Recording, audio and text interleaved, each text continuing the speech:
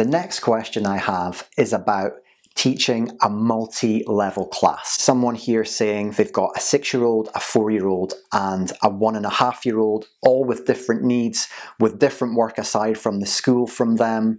How can they get through a day, and how can they stop the 6-year-old from answering the questions that are meant for the 4-year-old?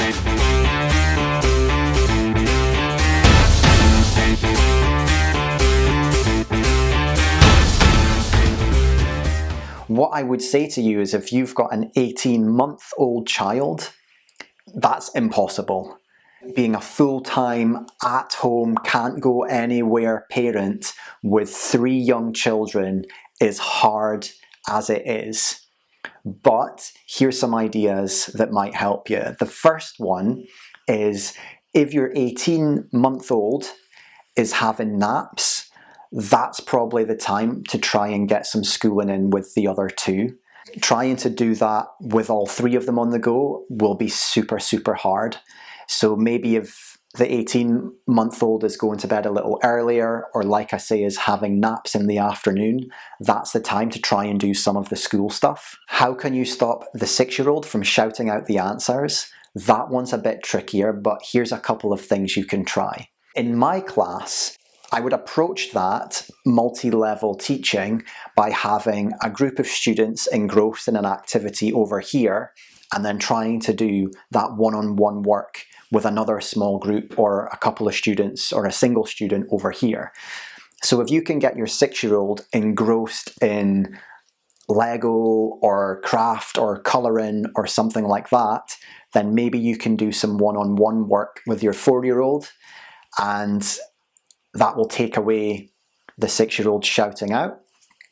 Another thing you could try is involving the 6-year-old in testing the 4-year-old.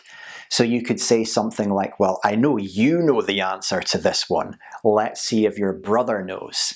So can you ask him this question? And wait until he's told us the answer before you tell him if he's right, because we don't want to give him the answer. So things like that.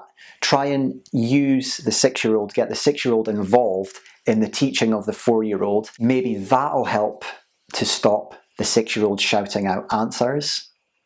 The third thing that you can try with this is, if you do want to be working with both of them together, is to explain to the 6-year-old that you know they know the answers, or are going to get the answers quicker than their little brother or sister.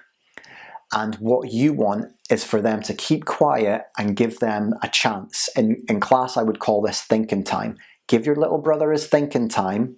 Let's see if he can figure it out for himself. Then what I would do is, when your 6-year-old does that, you praise your 4-year-old, well done, you worked really hard to figure that one out, you didn't get any help from your older brother, and then you praise your 6-year-old too.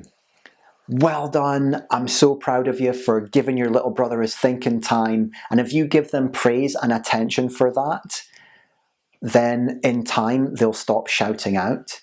All your 6-year-old wants is that attention. You're asking a question, they want to show you, I can answer that question. Look at me, I'm so smart.